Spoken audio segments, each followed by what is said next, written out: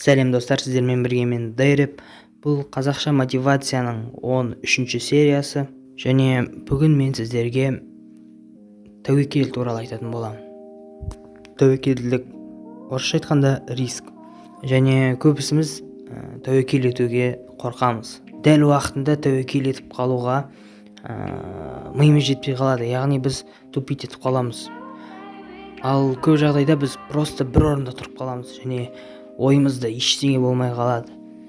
Және осындай сәттерде айтқым келетіні, сен әрқашан тәуекел етуің керек. Себебі жіберіп алғаннан көрі тәуекел ету өте дұрысырақ.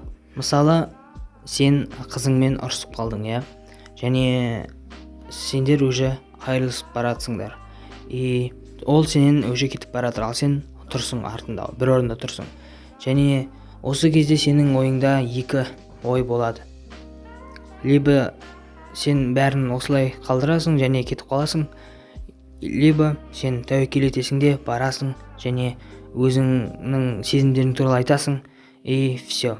Бұл екінші вариант тупо болуы мүмкін. Ол қыз просто келіспеуі де мүмкін, бірақ сонда да келісуге де шанс бар.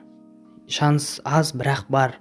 Ал сен просто бәрін қалдырсаң, бірінші вариант таңдасаң, онда сенде вообще 0% шанс.